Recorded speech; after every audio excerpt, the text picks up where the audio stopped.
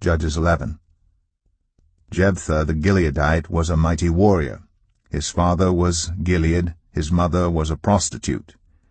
Gilead's wife also bore him sons, and when they were grown up, they drove Jephthah away. "You are not going to get any inheritance in our family," they said, "because you are the son of another woman." So Jephthah fled from his brothers and settled in the land of Tob, where a gang of scoundrels gathered around him and followed him. Sometime later, when the Ammonites were fighting against Israel, the elders of Gilead went to get Jephthah from the land of Tob. "Come," they said, "be our commander so we can fight the Ammonites." Jephthah said to them, "Didn't you hate me and drive me from my father's house? Why do you come to me now when you are in trouble?" The elders of Gilead said to him, "Nevertheless we are turning to you now. Come with us to fight the Ammonites, and you will be head over all of us who live in Gilead." Jephthah answered, "Suppose you take me back to fight the Ammonites and the Lord gives them to me, will I really be your head?" The elders of Gilead replied, "The Lord is our witness, we will certainly do as you say." So Jephthah went with the elders of Gilead, and the people made him head and commander over them, and he repeated all his words before the Lord in Mizpah.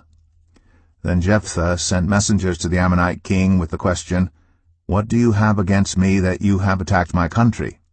The king of the Ammonites answered Jephthah's messengers, "When Israel came up out of Egypt, they took away my land from the Arnon to the Jabbok, all the way to the Jordan. Now give it back peaceably." Jephthah sent back messengers to the Ammonite king, saying, "This is what Jephthah says. Israel did not take the land of Moab or the land of the Ammonites. But when they came up out of Egypt, Israel went through the wilderness to the Red Sea and on to Kadesh. Then Israel sent messengers to the king of Edom, saying, 'Give us permission to go through your country.' But the king of Edom would not listen. They sent also to the king of Moab, and he refused. So Israel stayed at Kadesh. Next they traveled through the wilderness, skirted the lands of Edom and Moab, passed along the eastern side of the country of Moab, and camped on the other side of the Arnon. They did not enter the territory of Moab, for the Arnon was its border.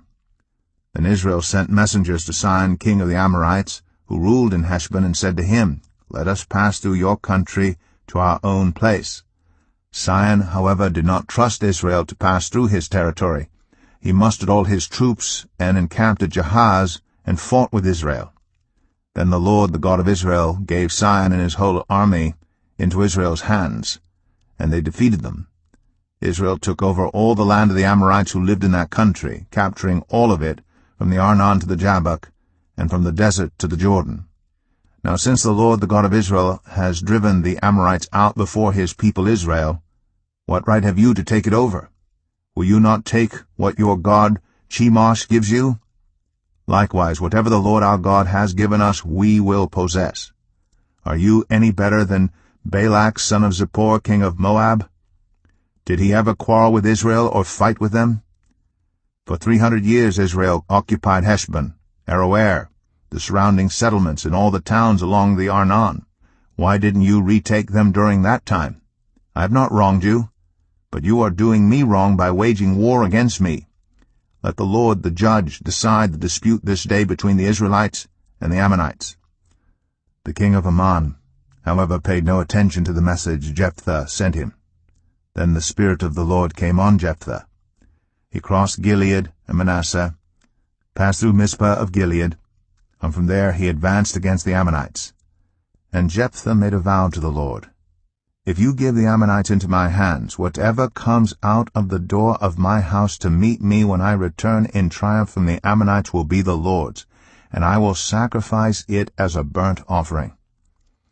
Then Jephthah went over to fight the Ammonites, and the Lord gave them into his hands. He devastated 20 towns from Aroer to the vicinity of Manith as far as Abel-keramim. Thus Israel subdued Ammon. When Jephthah returned to his home in Mizpah, who should come out to meet him but his daughter, dancing to the sound of timbrels? She was an only child. Except for her, he had neither son nor daughter.